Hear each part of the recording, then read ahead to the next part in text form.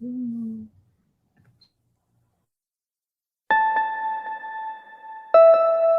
Phasers, a highly illogical Star Trek podcast.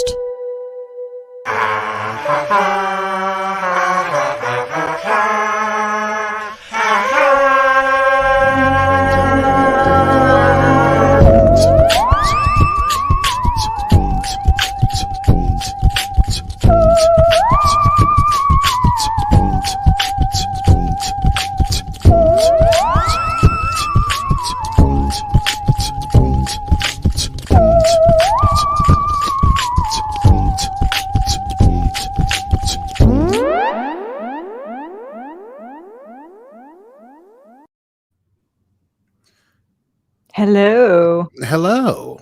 Hello. We are both remote. We're so remote. We are.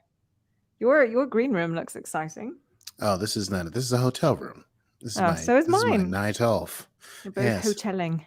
We're hoteling. Literally. Oh. The idea of hoteling. Yes, we're hoteling. Hoteling. It's quite good. Well, Stevie, how have you been? I'm well, thank you. I'm in Arizona currently.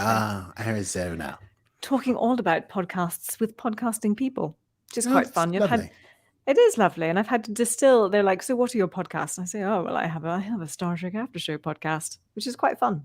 It's quite fun to say that." Yeah. I have to say, the guitar player in our band was very impressed that we do a Star Trek podcast. I said, "Yes, we do. It's our own thing. We built it." And he was like, "Whoa, are you serious?" And I was like, "Yes, it's very simple." He's quite a cool guy. That means a lot. I'm just saying, we're on the up and up. We're like getting cooler and cooler. I like that. How have you been, my friend? Oh, I'm here in Birmingham, Alabama, where it was hot all day and it's going to be hot all night. That's how it's going. Hot and sweaty evenings in Birmingham, Alabama. Birmingham, Alabama. Well, it is Stardate 321-01014. We are discussing at long last Lower Decks Season 2, Episode 10, the season finale, entitled First Contact. And it's been a long road getting from there to here. Yes, that's right.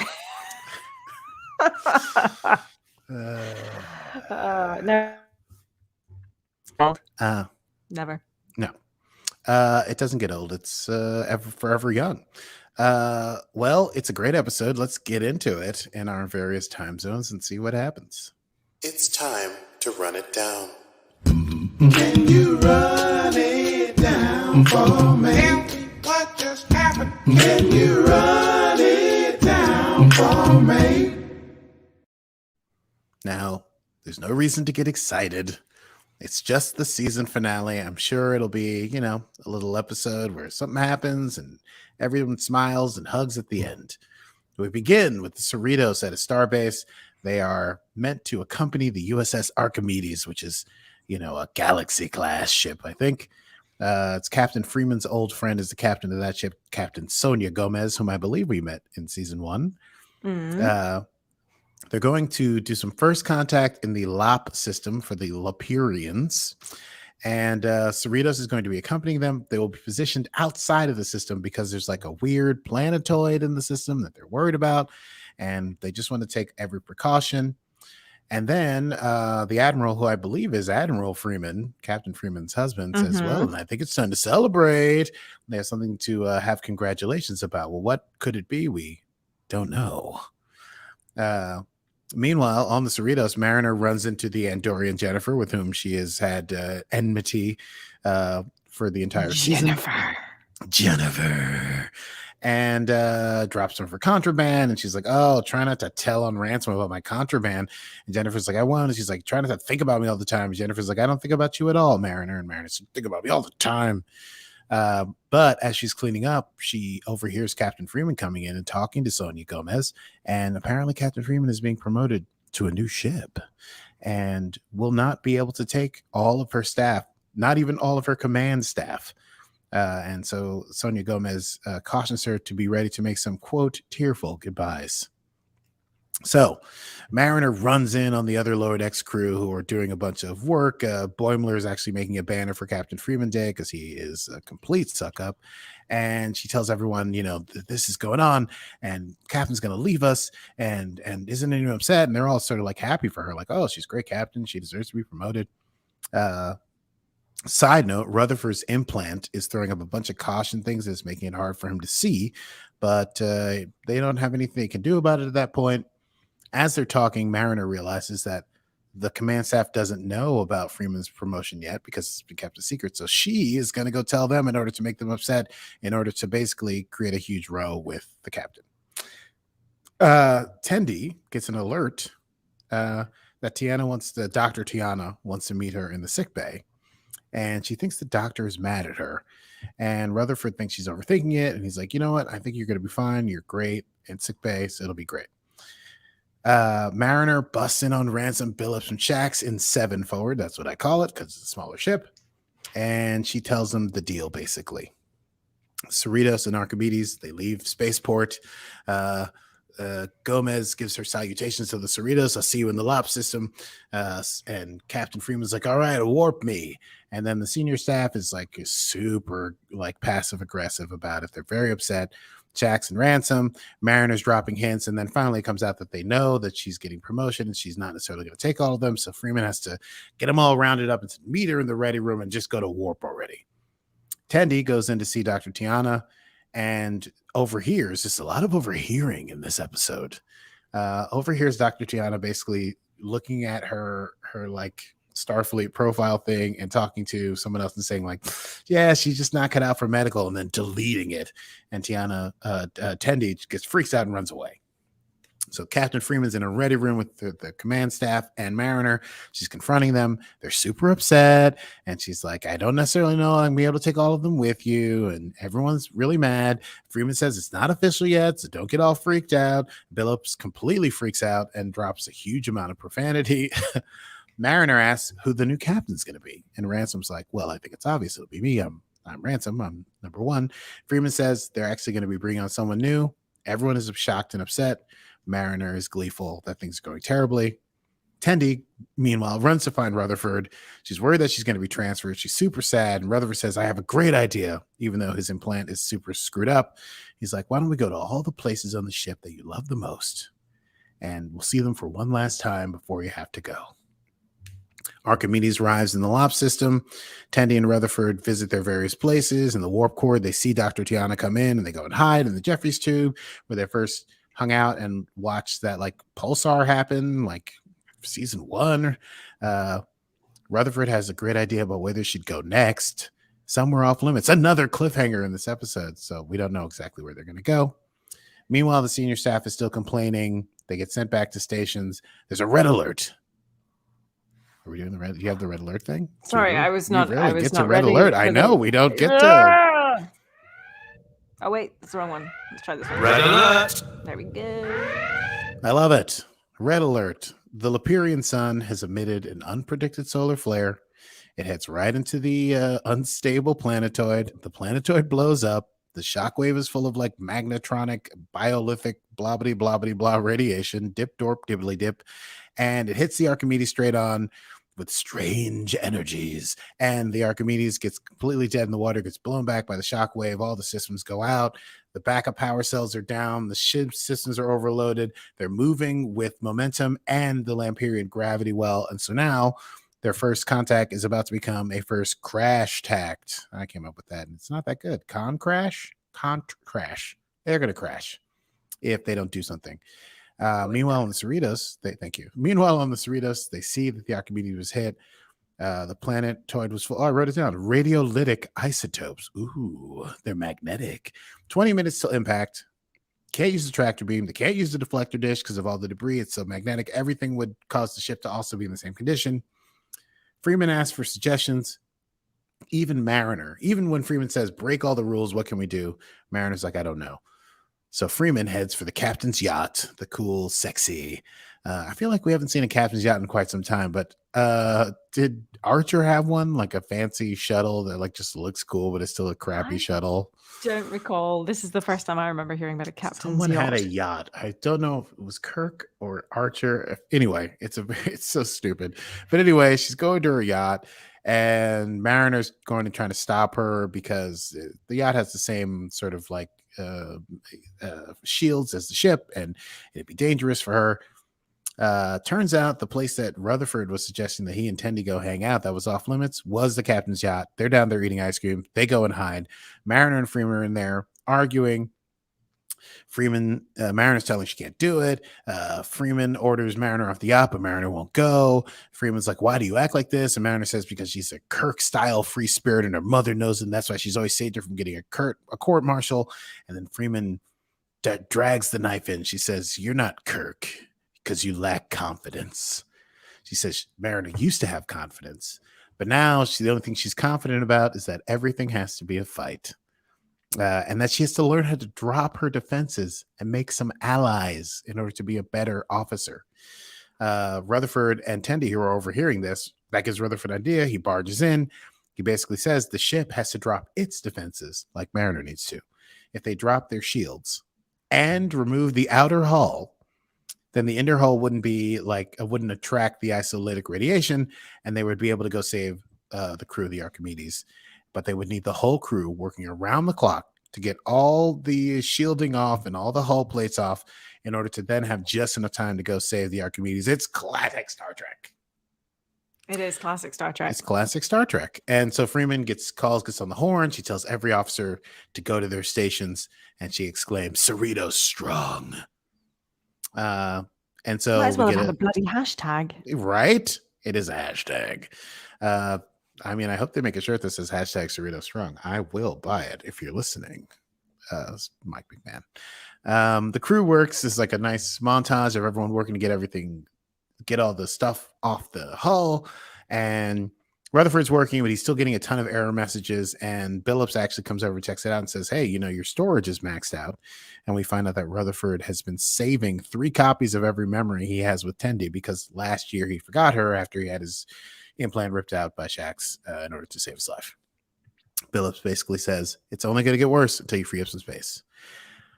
They open up the bridge to hard vacuum because they can't see it. They can't have that there. And so everyone on the bridge is going to have to wear a suit.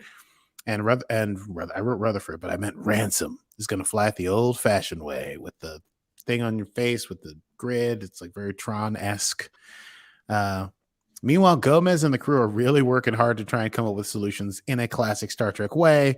And the captain hasn't had any sleep. And they're like, you got to sleep, Captain. And she's like, in 7 hours, I'll take a break no matter what happens. But eventually they get the Cerritos almost completely naked. Mariner and Freeman are still arguing. And actually Mariner tells Freeman that she never wants to work with her mother again and storms off. One of the hull plates, just a single one, is still attached. And they're not going to be able to release it manually in time. So they're going to have to go in with it. So everyone goes inside. Cerritos heads into the debris field.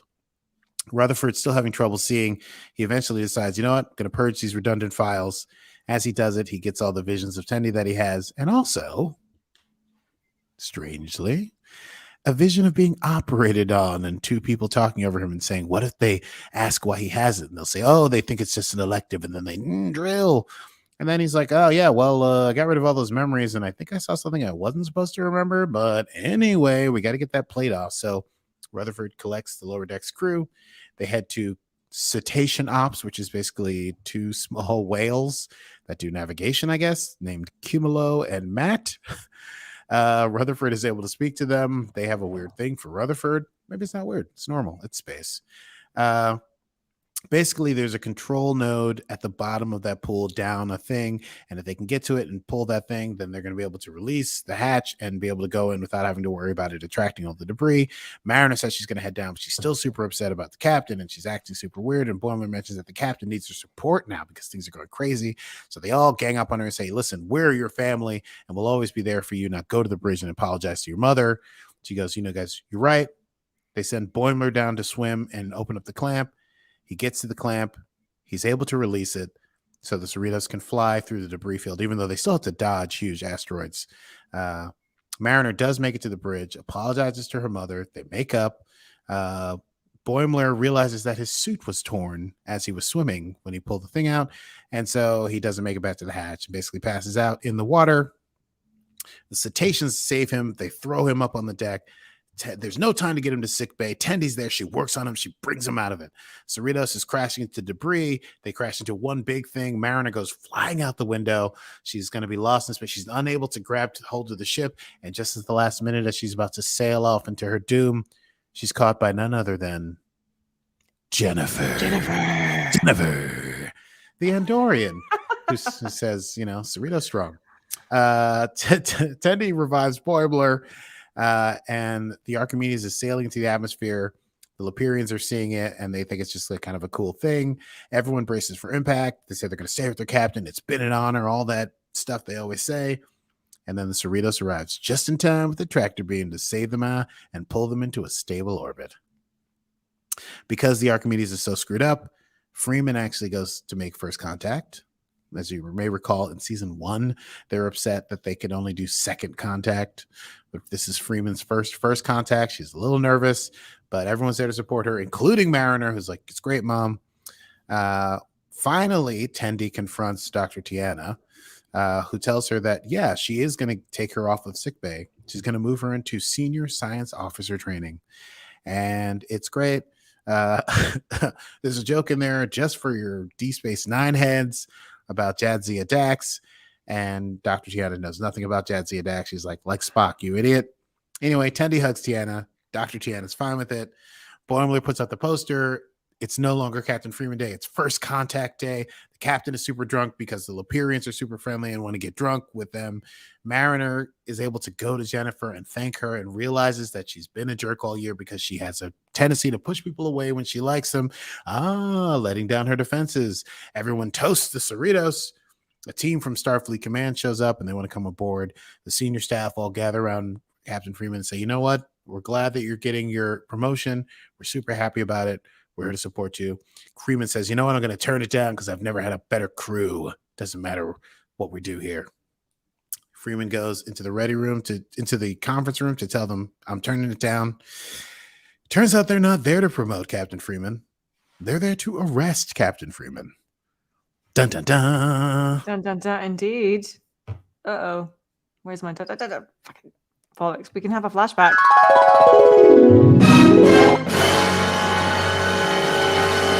Whoopsie. Flashback cliffhanger.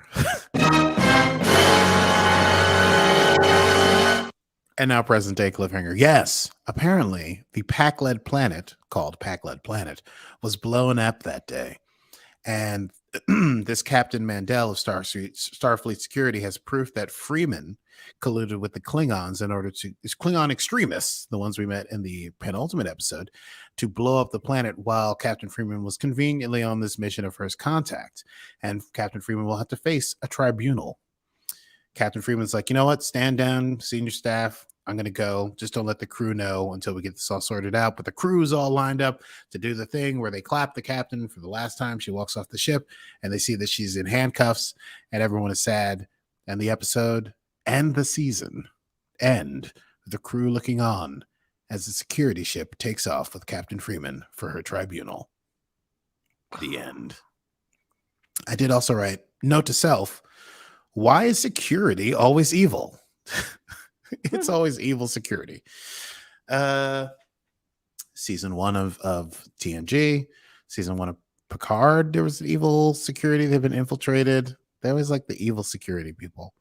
Even Enterprise had like the security that had been whatever in the Section 31. Oh, Section 31 Discovery 31. season 2, right? What's his name who ran the ship? Anyway, that is episode 10 of season 2, Star Trek Lower Decks. And now, I forgot that we're doing that now at the end of the rundown. And now, it's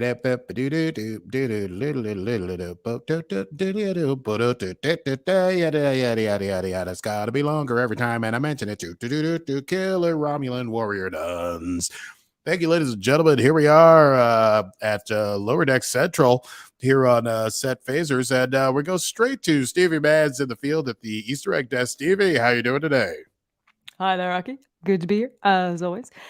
Well, you know what? This was a very interesting episode of Star Trek Lower Decks because it was so full of plot that I don't think they really left that much space for the Easter eggs that we are so familiar with Lower true. Decks. Mhm. Also, I have only been able to see this episode once, and that was only about 20 minutes ago. Therefore, I have only picked up 2 Easter eggs. That is from perfect. this Let's go with it. 2 Easter eggs. well, obviously, Captain Freeman Day was the very obvious one, and it was, Yes. but a throwback to Captain Picard Day, Mm. and then it became First Contact Day, which of course we know about. Right. And then the other one, and again, this is a very short Easter eggs, but the other one was the reference that you just mentioned there with regard to Jadzia Dax. Jadzia Dax. Indeed, A senior Deep Space science Nine. officer to outweigh them all. Jadzia Dax. You know what? I'm not mad about Esri Dax either. I know a lot of people were. It's complicated. We don't need to get into it here. I'm not going to relitigate the Dax situation, but I'm glad we got some mentioning. Yeah. I do think there was possibly some other egg or an Easter egg, if you like, with regard to the new Starship class. Yes. So I think that was the other one, and I forget which class it was, but I know that that was new, and I think they had redesigned the class, and Mike McMahon had done it. So obviously the Cerritos is the California class, and I think there was a new class that they introduced there with the ship that Captain Sonia had. The Archimedes. Yeah, it looked That's the more one. like a classic style Star Trek ship, but it wasn't like a Galaxy class or whatever, Continental class or whatever. Indeed.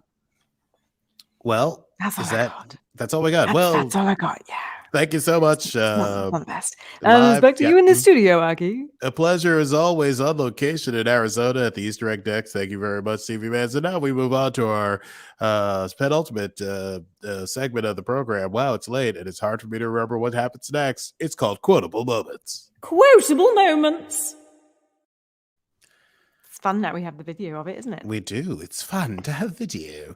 I have at least 2 in here in my typewritten notes. One of them may not be correct because I wrote it so fast, but it's when everyone's freaking out in the ready room and Shaq says, "I'm so spiritually centered, otherwise I'd snap." I really love that. It's very Bajoran. How's your pa doing? And I really enjoyed when the Archimedes is completely dead in the water and they have 20 hours and they're all looking around and Captain Gomez says, "Unless we figure something out, first contact is going to be us crashing into that planet." And they all look at each other and she says, "Okay, that's enough existential dread. Back to work." Very, very Star Trek. And I have a third, if I can but find it. I wrote it down. I think instead if you would butt it into the comment. I don't know. Butt it in. Butt it in. Indeed. I butt it in. No, that's it. That's all I have. I wrote another one down, but I didn't make it bold, so I can't find it. I got about 4. Ooh, what do you got? I'll tell sickbay to brace for hangovers. Yes, that was good. like There that was one. going to be a party. Yeah.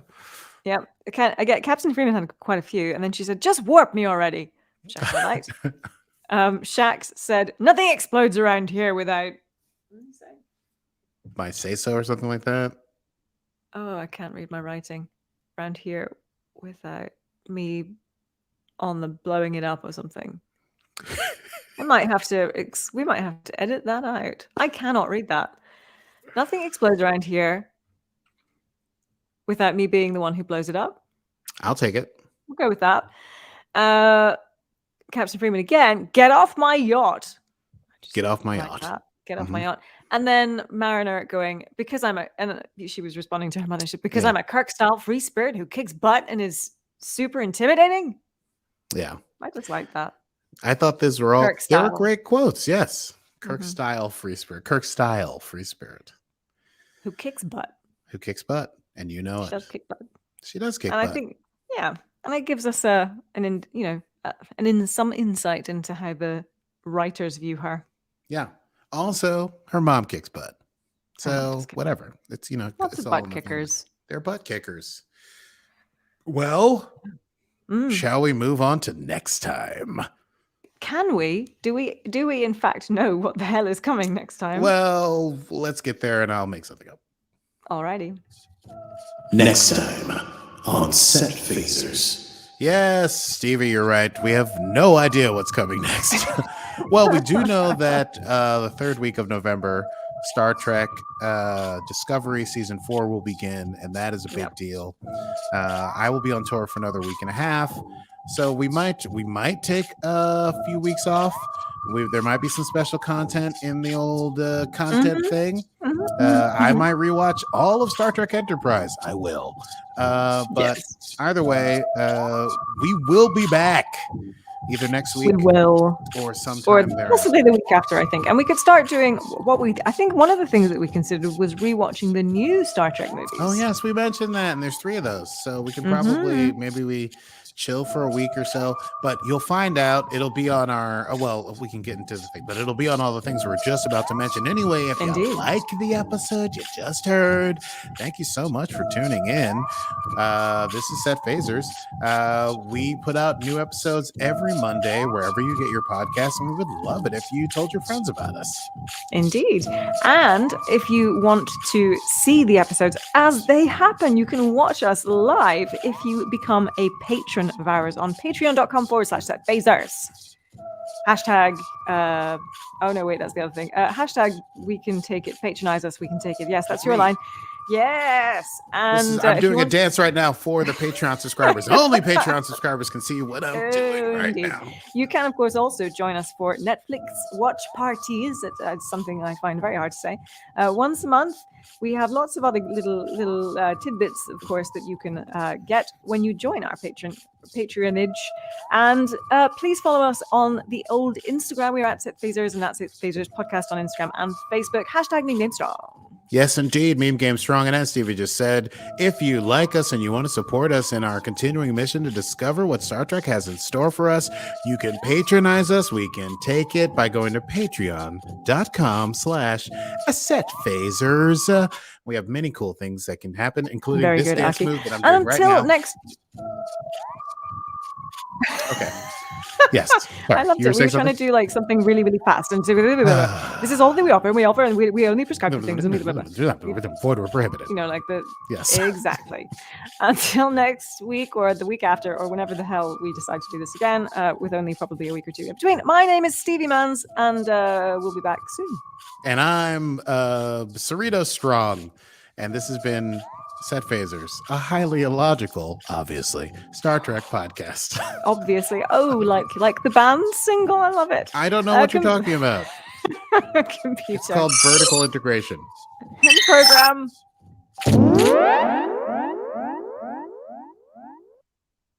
I have to push the end button down. Oh, God. Hit the end button. There we go. Yeah.